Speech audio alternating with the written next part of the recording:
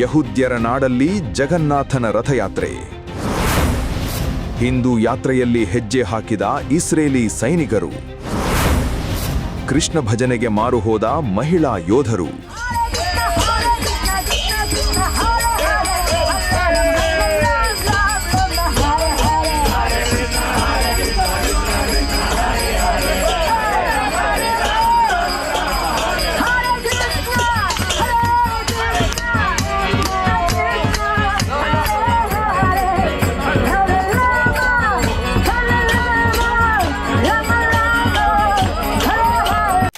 ಈ video Gaza border ಹತ್ತಿರವಿರುವ ಇಸ್ರೇಲ್ನ ರಾಜಧಾನಿ ತೆಲ್ ಅವೀವ್ನದ್ದು.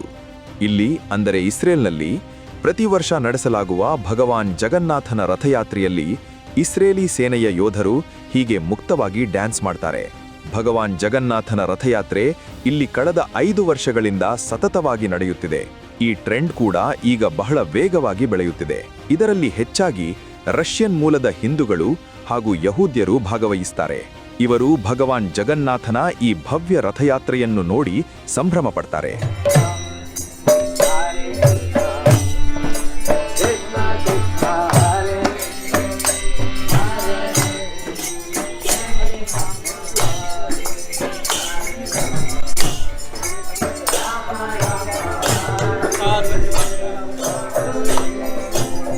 ಇಸ್ರೇಲ್ನಲ್ಲಿ ಜಗನ್ನಾಥ ರಥಯಾತ್ರೆಯನ್ನು ನಡೆಸುವ ಕಾಯಕವನ್ನು international society for Krishna consciousness ಅಂದರೆ ಇಸ್ಕಾನ್ ಮಾಡುತ್ತಾ ಬಂದಿದೆ. ಇದನ್ನು ಇಸ್ರೇಲ್ನಲ್ಲಿರುವ ರಷ್ಯನ್ ಹಿಂದೂಗಳು ನಿರ್ವಹಿಸುತ್ತಿದ್ದಾರೆ. ಆದರೆ ಈಗ ಕ್ರಮೇಣ ಸ್ಥಳೀಯ ಯಹೂದಿಗಳು ಕೂಡ ಸನಾತನ ಧರ್ಮದತ್ತ ಆಕರ್ಷಿತರಾಗ್ತಾ ಇದ್ದಾರೆ.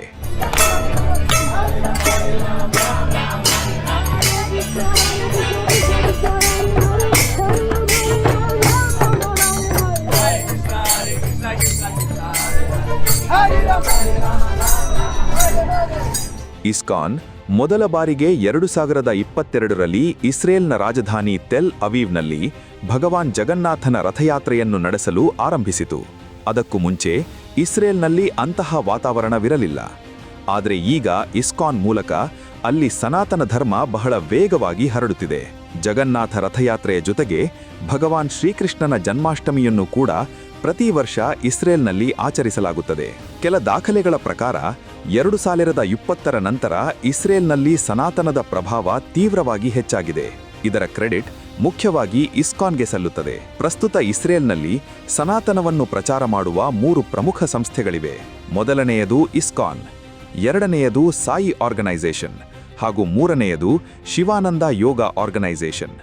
ಈ ಸಂಸ್ಥೆಗಳು ಇಸ್ರೇಲ್ನಲ್ಲಿ ಒಂದು ಸಣ್ಣ ವೈದಿಕ ಗ್ರಾಮವನ್ನು ಕೂಡ ನಿರ್ಮಿಸಿವೆ. ಇವೆರಡರಲ್ಲಿ ಇಸ್ಕಾನ್ನ ಪ್ರಭಾವವೇ ಅತ್ಯಂತ ಹೆಚ್ಚಾಗಿದೆ. 1990ರ ದಶಕದಲ್ಲಿ ಇಸ್ಕಾನ್ 1 ಡಜನ್ಗಿಂತ ಹೆಚ್ಚು ರಷ್ಯನ್ ಭಕ್ತರೊಂದಿಗೆ ತೆಲ್ ಅವೀವ್ನಲ್ಲಿ ಸನಾತನ ಪ್ರಚಾರವನ್ನು ಆರಂಭಿಸಿತು. ಆರಂಭದಲ್ಲಿ ಭಕ್ತರ ಸಂಖ್ಯೆ ತೀರಾ ಕಡಿಮೆ ಇತ್ತು. ಆದರೆ ಇಂದು ಅದೇ ರಷ್ಯನ್ ಭಕ್ತರ ಮೂಲಕ ಸಾವಿರಾರು ಇಸ್ರೇಲಿ ಯಹೂದ್ಯರಿಗೆ ಸನಾತನ ಧರ್ಮದ ಸಂದೇಶ ತಲುಪಿದೆ. ಇದೇ ಕಾರಣದಿಂದ ಈಗ ಇಸ್ರೇಲ್ನಲ್ಲಿ 2 ಮುಖ್ಯ ಹಿಂದೂ ಹಬ್ಬಗಳನ್ನು ದೊಡ್ಡ ಮಟ್ಟದಲ್ಲಿ ಆಚರಿಸಲಾಗುತ್ತದೆ.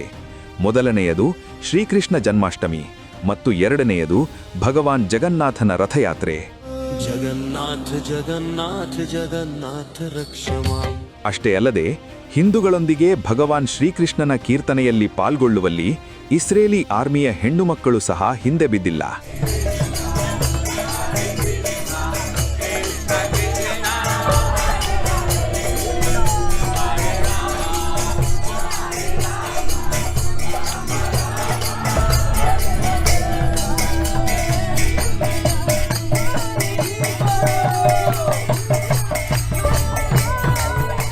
ಇದು ಗಾಜಾ ಗಡಿ ಹತ್ತಿರವಿರುವ ತೆಲ್ ಅವೀವ್ನ ದೃಶ್ಯ.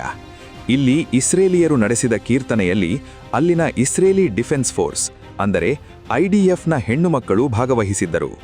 ಇವರಲ್ಲಿ ಒಬ್ಬರಾದ ನೋವಾ ಕ್ಯೂರೆಲ್ ಎಂಬ ಇಸ್ರೇಲಿ ಸೇನೆಯ ಯುವತಿ ಭಾರತದ ಸನಾತನ ಸಂಸ್ಕೃತಿಯಿಂದ ಅತಿ ಹೆಚ್ಚು ಪ್ರಭಾವಿತರಾಗಿದ್ದಾರೆ.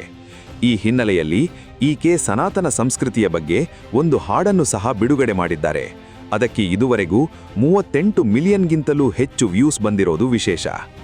ಇಸ್ರೇಲ್ನ ಭದ್ರತಾ ಸವಾಲುಗಳು ಮತ್ತು ಸೈನಿಕರ ಅಗತ್ಯತೆಯ ಕಾರಣದಿಂದ ಹೆಣ್ಣು ಮಕ್ಕಳನ್ನು ಪ್ರಮುಖ ರಕ್ಷಣಾ ಸೇವೆಗಳಲ್ಲಿ ನೇಮಕ ಮಾಡಲಾಗುತ್ತದೆ.